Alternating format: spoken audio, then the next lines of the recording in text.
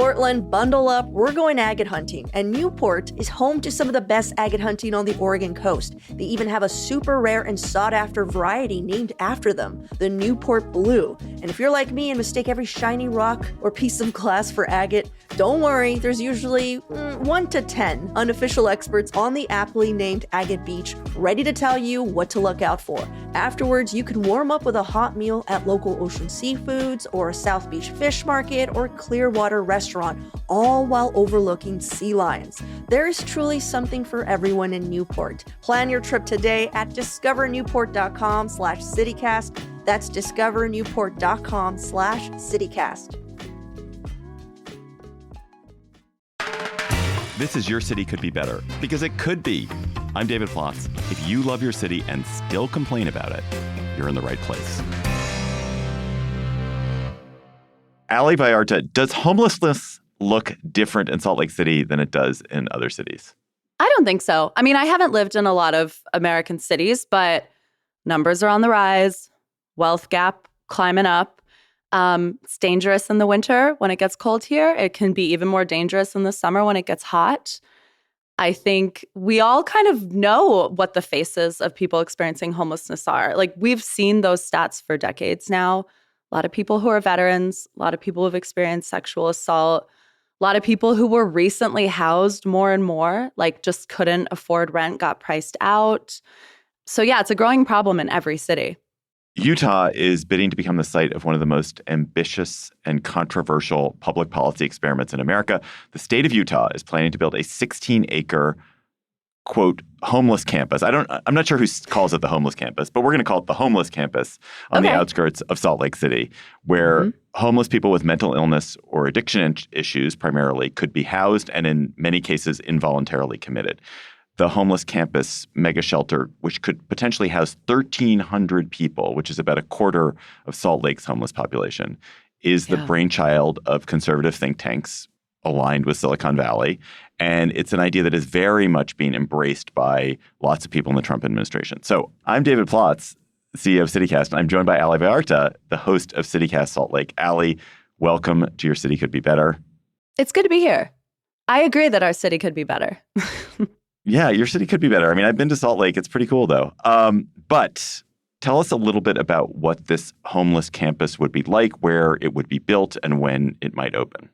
Yeah, there's so much that we don't know. What we know, like you mentioned, they're aiming for 1,300 beds. And you called it a campus. We've heard it called an institution, a mega shelter. Some folks have referred to it as an internment camp. The goal is to have this thing open by 2027, which is really ambitious because this is a really expensive project. And we're not even certain where all this money is going to come from. We're looking at $75 million to build this facility and then an additional $34 million a year to operate. It's to be built on the west side of our city, which every city has these, right? The neighborhood where all the, quote, undesirable projects get dumped. For us, that's the west side. So there's also a level of like people feeling this is just being sited in their backyard with no public input. The big thing here that I think people have pointed to is that what this conversation is doing is dividing perspectives about how we treat homelessness and housing into two camps. Historically, it's been a housing first approach, right? Buckle your seatbelt first. We house people and then they're able to be treated for whatever they need in order to maintain their housing. This approach is a treatment first approach. So basically, you get court ordered into a facility. You are forced to, quote unquote, reckon with any mental health issues, and then you get moved into housing. Now, up until now, we've heard very little about what it would mean to move people out of this facility. Right now, we just know what it could look like to get people in. That's $75 million to build. Sounds grossly low. I will bet you I won't bet you $75 million, but I will bet you by the time that thing gets built, it does not cost $75 million. But that's a side note. Where did the idea for this come from? So the idea for this came largely from a group called the Cicero Institute. And anybody who lives in like Austin or San Francisco and is listening is probably familiar with this think tank. You called them a conservative think tank. I think they would disagree. The founder of the Cicero Institute is Joe Lonsdale, who is the co-founder of Palantir. David, do you want to describe what Palantir does for the uninitiated? Well, Palantir is the huge big data company that it contracts with the Pentagon and is responsible for a lot of the most advanced kinds of surveillance that is being done in the world. And it mines huge amounts of data in ways that, frankly, we don't even know. I mean, it's all mostly under DoD contracts. But it's very secret, and it's highly based on surveilling, gathering lots of bits of information, painting a picture, and using that to identify people and target them for something. Building a surveillance ecosystem for the U.S. government. So I think that's related because basically leaders from this think tank gave this presentation to the Utah Homeless Services Board. And they are seen, and I think rightly so, as sort of the architects of the idea to build this shelter. And there were 4 things in this presentation that raised the hackles, I think, of journalists in the room and also longtime homeless providers in the room. So the first thing is, this is all based around the idea of involuntary civil commitment, which already exists in Utah. I'm guessing this exists in DC. Basically, the idea that if you believe someone is a threat to their own safety, you can court order them to 24 hours of being held. And then after there, the court decides their future. Does that sound familiar? Yeah, absolutely. Yeah. And so what this would do that's different, because right now we have civil commitment in Utah. There are probably people who are already experiencing homelessness here who have been civilly committed all over the place. This would turn civil commitment into a place. And I think that is for me, the top line of this project is that's the big change to how we think about civil commitment. The other big change to how we think about civil commitment, which is involuntary, is that, I interviewed someone, Devin Kurtz, who works for this think tank, was involved in putting together these notes and this presentation. And he said that we need to think about civil commitment in terms of violations of the social order.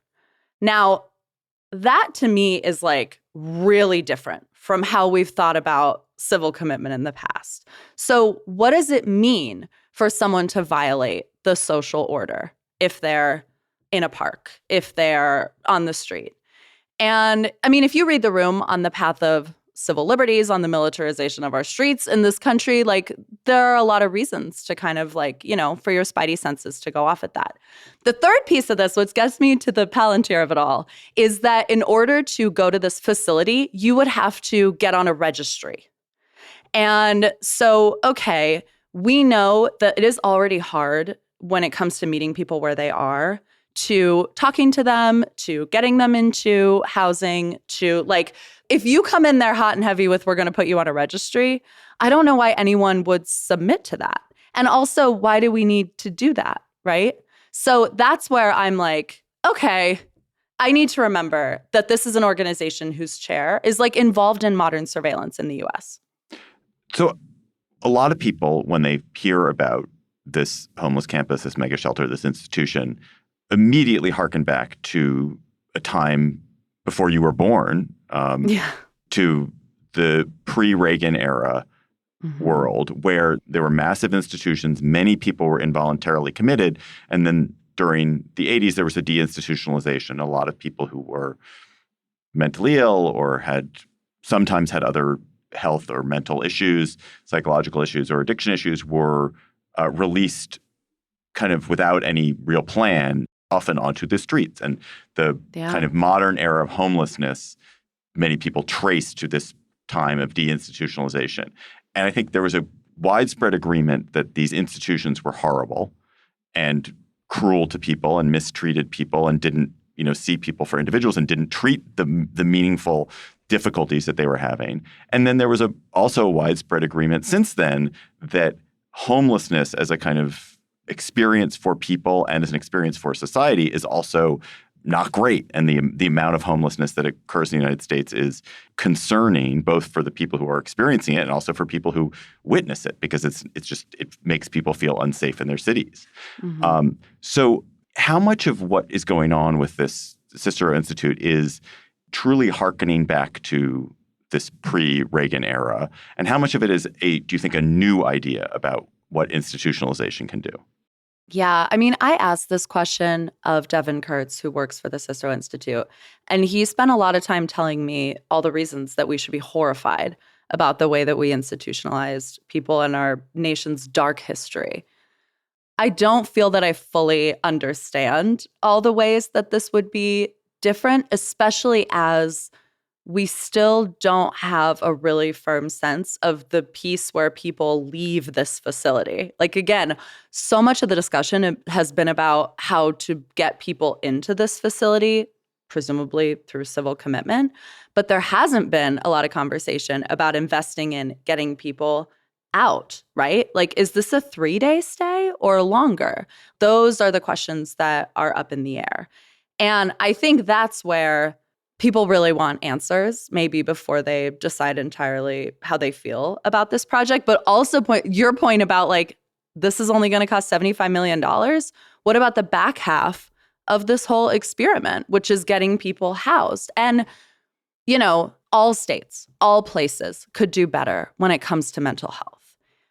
Right now in Utah, we've got kind of a leadership vacuum on that issue. So there were 2 legislative audits that were ordered earlier this year. They looked at the Department of Corrections, jails and prisons, and they looked at the Department of Health and Human Services. They are scathing. Like, they point to a situation where right now in our state, we aren't leading well on mental health in the state-run facilities that we've already got. And inmates feel abandoned when it comes to their mental health. There was someone who took their own life in our prison. Like, the system is already flawed and inadequate. And so are we in the best position to build a new mental health facility? Like, who's going to lead on that, practically speaking? Our record's not good. That's a really good point, that we already are trying this in the state of Utah and we don't do it very well. And so it's to add a whole new facility and a whole new method seems risky. I guess I wonder what homeless experts in Salt Lake City say about whether it makes sense to kind of bifurcate the population of people who are homeless into the sort of the economically unhoused, people who, because of, you know, the impossibility of affording housing in Salt Lake City and other cities, find themselves homeless, and people who are suffering from significant mental problems or criminal justice problems that make it hard for them to even participate in society. And that is it misguided to try to figure out a different solution for that second group in the way that the Cicero Institute seems to be trying to do? Yeah. I do think already those 2 groups, like the middle of that Venn diagram is people who are experiencing chronic homelessness. That's already kind of been broken out and considered. You've been in news and media for a long time, David. So do you remember back in, I don't know, maybe 2007, there were all these headlines that Utah solved homelessness? Yes. Which is an ambitious headline. And, you know, one that an editor would definitely greenlight if there was good data there.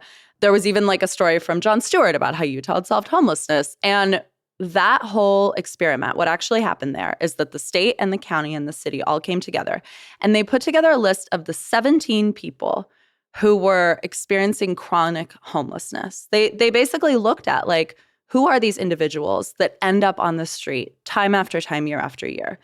And they created a system to house them with wraparound services.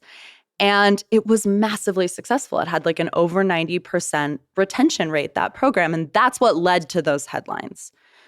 So we've already kind of like desegregated that data. And we've already tried a program that kind of worked and kept people housed while we look, you know, upstream at some of the bigger, more chronic issues that lead to homelessness. And those 3 properties that they created then are still up and running, and they are still all at capacity. And we know that our permanent supportive housing programs are really effective. So I think people in the room for this presentation who have been doing this work for decades are like, before we move on to some new project, some big development that's going to cost a ton of money, what if you took $100 million and invested it in permanent supportive housing, in these systems that we know work? Let's try that first. Right. For 1 year. Right. So they built all this permanent supportive housing back in between 2005 and 2015. It worked. It got chronically homeless people housed, but they didn't keep building it. And every year more people find themselves in that situation for a variety of reasons. And in fact, in Salt Lake, your population of unhoused grew 18% last year. So unless you keep adding housing supply for that program, you were just not addressing the problem. Yeah. And I think, look, if the governor were here, if Devin Kurtz were here, if we were all in this room together, we would all agree that we want to solve homelessness. I think we are all bringing that to the table.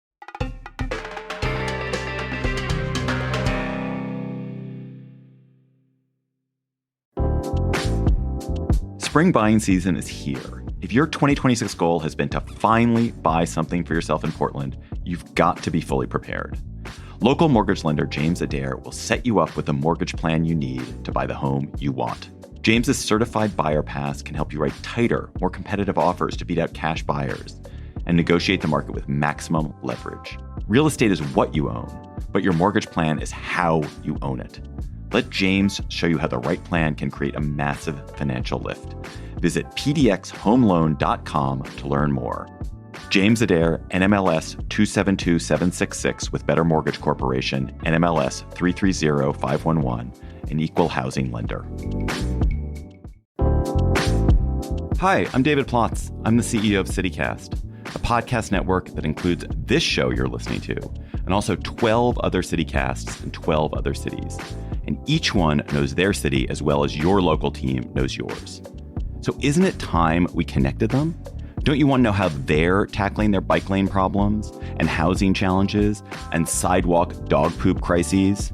That's why I'm hosting a new podcast called Your City Could Be Better. Because it could be.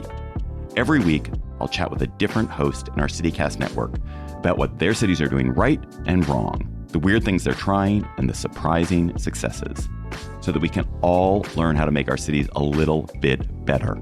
Listen to Your City Could Be Better on YouTube or wherever you get your podcasts. There's a Trump version of this that is pretty heartless and cold and cruel. And that's actually not, if you listen to Devin Kurtz on CityCast Salt Lake, which I recommend people do, Devin Kurtz, you may think his solution is wrong. You may well think that he has a misguided idea of how to spend resources. But there is not malice in what he's trying to do. It is Allie's shaking her head. Maybe there is malice. I think there's a genuine public policy difference, and you and other people are very skeptical of this. But I do think it doesn't come from a place of cruelty. It comes from a place of wanting to make cities safer and wanting to improve the lives of the people who find themselves homeless. Don't you? Yes, do you not agree. Agree with that? No, I do. Concern and frustration, absolutely, which I think is what a lot of people are experiencing. I nod my head at the malice thing because I think creating a precedent where we involuntarily civilly commit people for violating the social order, whatever that means, could be dangerous and could be used for malice in the future. And those are the kinds of considerations that we have to make now before we're on a runaway train, because another piece of this proposal was removing the Disability Law Center as the state protection and advocacy agency. And so it's there are other things in motion here that I think civil rights lawyers are really concerned about. And I really, really, really don't want to minimize that piece of this proposal, because I think it will be when there's a shiny headline about Utah moving to cure homelessness with this massive, expensive, huge project and this new idea. But yeah, I mean, to your point, David, homelessness providers would say, we don't need a disruptor. We're in the disruptor era, right? Everybody's asking, how can we disrupt this? Can that make it better, more efficient, et cetera? We don't necessarily need a disruptor. We just need more investment. But it's totally fair for people to feel like the situation hasn't improved since 2007 or whatever, and that the system is broken. And I think part of the reason for that is because it's so massively underfunded. I think there's an interesting piece of this, which is the Utah piece of it, which is that Utah, because of the LDS Church, I think primarily, has an interesting reputation as being a place where you're building a humane conservative community, because the LDS Church has these very strong sort of self-supporting and community-supporting qualities to it. And so that when things are tried in Utah, they get a sort of sheen. And it wouldn't surprise me that if this ends up being tried in Utah, the fact that it's Utah gives it a kind of imprimatur of goodness that carries it forward to other states, and where it's not as examined as closely. Because I do think you guys have this reputation of being sort of a warm-hearted place. Yeah. And our governor is better at rhetoric than others. But I think we've also seen a pivot here away from warm-heartedness. An example of that is that Governor Spencer Cox told the feds that we would be eager to receive a 10,000-bed ICE detention center in this state. And that comes less than a decade after the state signed a compact and actually sent a letter to the federal government asking for more immigrants, right? So there's like also this sort of political transition at play a little bit where the state is more and more keen to be well received by the federal government, to sort of like go with their flow. And it's felt like a pivot for people who live here, which I think is funny because from a national perspective, we've seen our governor sort of become the face of like, you know, quote unquote, reason, disagreeing better, et cetera, in the Republican Party. But inside this state, people have felt a real pivot from him in his politics. So I think we would be remiss not to mention that I do believe our governor, Spencer Cox, would like to run for president. And he would love nothing more than to bring the nation this project as a shiny solution to homelessness and say, look, we solved it in Utah. We do things better in Utah. Let us bring this approach to the rest of the nation. But fundamentally, this is a national approach that's being brought to us in Utah. The Cicero Institute is based in Austin, right? So the messaging on that is slick. That's so interesting. And also, it also seems to be a state solution that's being brought to the city. Does the city of Salt Lake want this facility built in Salt Lake? Or is this something that the state legislature is mandating kind of against the wishes of the residents of the city? I think the residents of the city want to see people housed. And I think that in time of economic crisis as well, I think a lot of people are reckoning with the fact that when they see someone experiencing homelessness, they're keenly aware of the fact that that could be their family if they had a medical bill or you know. So there's also, I think, an emotional piece to this. Like people are emotionally reactive to homelessness because it's awful and it's a terrible picture and it's a terrible product of the society that we've built.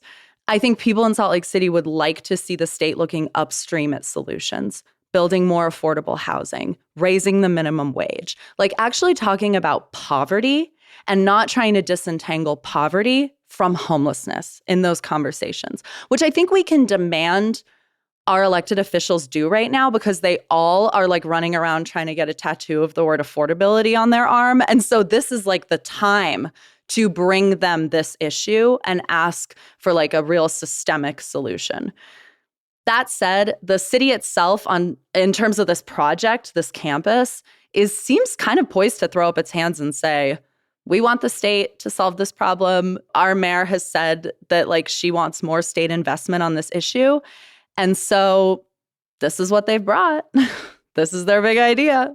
You kind of just answered this already, but I guess you have this major homelessness problem. You have a major affordability problem. But when it comes to people who are skeptical about this homeless campus, what do they think should be done? How would they spend the $75 million plus $34 million every year instead? Would it be on this permanent housing? Would it be on raising the minimum wage? Would it be on building more affordable housing? What do you think the best ideas or most compelling ideas are?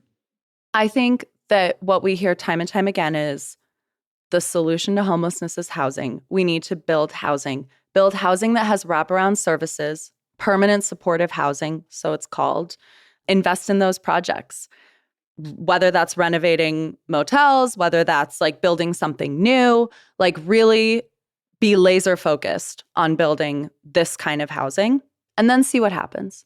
Because we know that the last time we did it, it had kind of a staggering result. So let's try that again. And let's continue to invest. Like fundamentally, this is not going to be you put up dollars for a year and then, you sunset that money forever and we've solved homelessness. We're just going to have to invest in that ever more.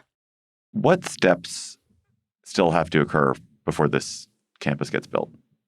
And we got to find the money. They're even still doing like environmental impact study on the plot of land itself. But the big thing is going to be finding all these dollars. And there's also a lot of anxiety that like dollars are going to be pulled from other programs to fund this. And so what does that mean, right? What programs? And amidst this whole plan, the state's homeless czar resigned. And now we're getting a new homeless czar. So it's hard to know how everyone feels about this facility, but the sense is this is the state's baby. They are full steam ahead on this project. There is one institution that could really muddle this up for them, and that is the Disability Law Center, which is the protection and advocacy agency and could file the kind of lawsuits around involuntary commitment that could hold up this process. And a key piece of the Cicero presentation said, remove this institution as the state's protection and advocacy agency. So will they do that? I don't know. All right, Allie, what can listeners who aren't necessarily in Salt Lake take away from this conversation to make their own city better? I feel like you're not going to like this because I'm going to point to a national thing. But something I have learned following all of this is that all roads lead to Medicaid, David. Like, in terms of like how we fund these kinds of projects, in terms of like how we actually get people connected with resources and off of the streets, so many people I talk to point to Medicaid. Like, all roads lead to Medicaid. And I think that's the thing that's so interesting about all of this to me is like some of the same voices behind this project are also behind cuts to Medicaid, when it seems like that's the apparatus that could fund all of this or be a huge resource. So I just more and more am like, wow, is Medicaid the most important program in this country? It might be.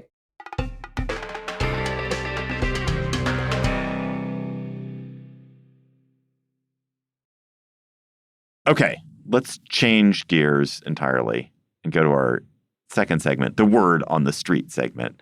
Yeah. So, Allie, word on the street is that Salt Lake City has home cafes. What is a home cafe? Is that true? Have you been there? Can I go? Yes, I went to one. So someone opened a home cafe just like down the street from me. And his name is Joe. He is like a longtime barista in Salt Lake City, really respected in the coffee community, and decided to turn his living room into a coffee shop with approval from his roommate. And people have been frequenting this place. So you go on Google Calendar, you book a 15 to an hour long slot to go get a gorgeous cup of coffee. And he calls it like kind of his research and development kitchen. Like, he tries new recipes and new flavor profiles and whatever. But it's such a clever idea and it's really taken off. And now we're told that there will be a new home cafe opening in Salt Lake City. And we've got a home non-alcoholic bar open in Salt Lake City. That's also someone's living room, and a living room vegan barbecue place. So, and are those legal? Yeah, I mean, I guess, right? You're inviting friends over to have coffee. But they're paying. Are they paying? Do they have to pay? It's a donation. So you don't have to. How much did you donate for your coffee? Well, this is the amazing trick of the donation-based meal, is that I'm always going to pay more than I would have for the not donation-based meal. So, I mean, anywhere from, $10 to $12. And do you have the right to sit when you make your donation? Yeah, little coffee, little tables and chairs there. You can sit down and hang out and have a chat. And it's inside. It's inside. It's in the living room. You're in the living room. It's like, come on over and have a cup of coffee. I love this idea, but I'm just wondering, if I were Joe's neighbor, would I love this idea? I would have thought that there would be significant annoyance from people who live next door to Joe, or who, live in the apartment below Joe, who are like, what the heck is going on? That's like a very American thing to be worried about. And I think it's very fair. One of the reasons I'm so delighted by the home cafes is that I feel like it really turns our whole, the US is the country where we build giant bedrooms and tiny living rooms. Like, we love our private space. And it kind of turns that individualism on its head a little bit, of just inviting people over and into your home and into your space. You could also argue that it's a reaction to the sheer cost of per square foot of renting space to open a coffee shop or open a bar. But there is something cool about just trusting the process and like having faith in the idea that people who come and find you because they want to try your absolutely banging peanut butter latte will behave well. Right. And so far that experiment has played out. And I'm like, more of that, because we've been sat here talking about homelessness this whole time. And like, what if we brought that kind of ideology to more of the issues in our community? Yeah, I think that's a totally beautiful thought. And I think you're absolutely right that it relies on a kind of expectation of communal behavior that you think people will not live up to, but actually they will live up to it because you've invited them to be their best selves. You've invited them to be a guest, to go be a guest in someone's home. You're a guest in someone's home. You behave yourself. You are gracious. Yeah. You're, in a way, making it a private space causes you to behave much better than you would if it were a restaurant and you were engaged in an economic transaction, which is I paid for that. I'm going to, that's my seat. You didn't honor my reservation. I was here, 5 minutes late and you gave away my table. What's wrong with you? When things are transactional, people behave much worse than they do when they feel it is a kind of social relationship. Yeah, or when they're coming from a place of curiosity and there's no expectation. It kind of puts people a little bit on their heel in a way that is fun. Now I want to open a home cafe and just to see the kind of people who would come through the door and how they would act. And maybe I'll play tricks on them. That'd be great. Sounds awesome. So you described this when I asked you about this over email as a Salt Lake phenomenon. Is this a Salt Lake phenomenon? Is this the thing that people are oh, wow, Salt Lake has this new trend? Or is this just a phenomenon and you just happen to notice it in Salt Lake? I have no idea. I've only ever been inside someone's home, restaurant or to a home cafe in other parts of the world. I've never done it in another U.S. city. But I'm curious. I feel reply to this episode. Let us know if there's a home cafe in your city, because I want to know if this is I haven't seen the New York Times trend piece, but maybe it's coming. Priyanka, our producer, one of our producers, is saying there's a private home in D.C. that's trying to become a concert venue. Oh, now that seems tricky. Yeah. That's where all my good faith in community building sheds away. And I'm no, I'm not moving in there. We'll see. All right. Ali Vallarta, host of CityCast Salt Lake. Thanks for coming on Your City Could Be Better. Listen to Ali every weekday on CityCast Salt Lake.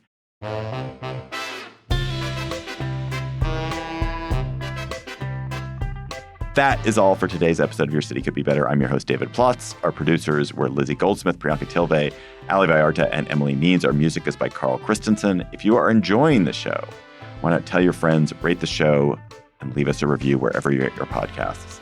We will be back next week with another conversation about how your city could be better. Talk to you soon.